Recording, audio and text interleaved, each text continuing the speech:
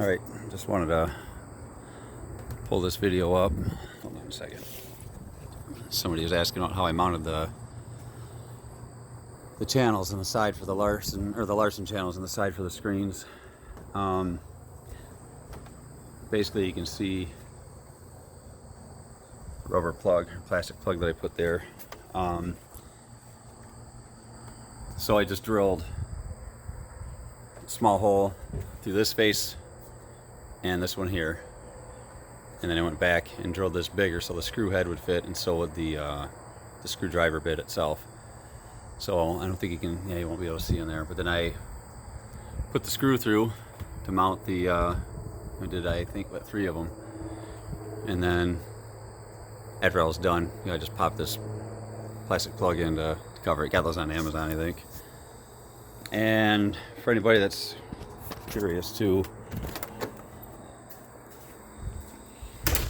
down there is the 12-volt converter. It's inside that box.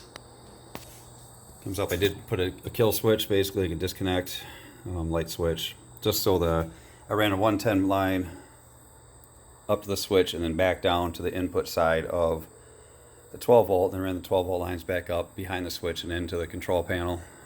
I just want to make sure, you order this stuff off Amazon. I don't know how good it is, so I didn't want to leave it energized all the time. So when I'm not running the screens, I just shut that off. But there's that knob for the PWM, and then I got my 3 screens. So turn it on. If I want to run that first screen down, I can adjust the speed, speed it up, and then when it gets closer to the bottom, I just slow it down so I don't go too far. And once it's pretty much where I want it, I say a little bit too much, I'll bump it back a little bit right there.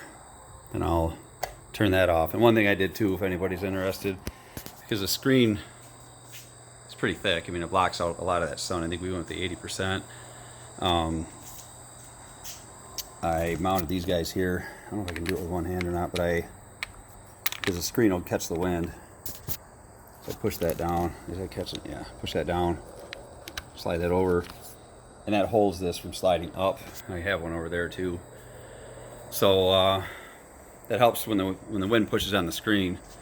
It'll kind of pop it out of the side tracks. That lifts up, puts slack on the side of the screens, and it comes out of the track. And you got to put it back in. So put those in, and haven't had a problem with it yet. So I don't know. Garage doors from HAAS. I think it was HAAS. It's quite a feat of engineering for them to fit the triangles, the angles I have, but put a fan in the middle of it. So I wish I would have done an actual 4-season room, went with the insulated doors. Those side windows you see there are not, they're just single pane, they're not insulated. The triangle windows up top are insulated, but I wish I would have spent the money and just did the insulated glass, because you can come out here in the colder weather and you don't have to worry about things fogging up. But with the single pane like I used, you come out and you do get some condensation building up. So I'm thinking about putting a heater out here to try to help with that. Just won't be out here all the time. It would have been nice to make it an actual 4-season room, but we're still figuring out the tables, stuff like that, what we're gonna do with the floor, but just kind of a work in progress. So hope that helps somebody.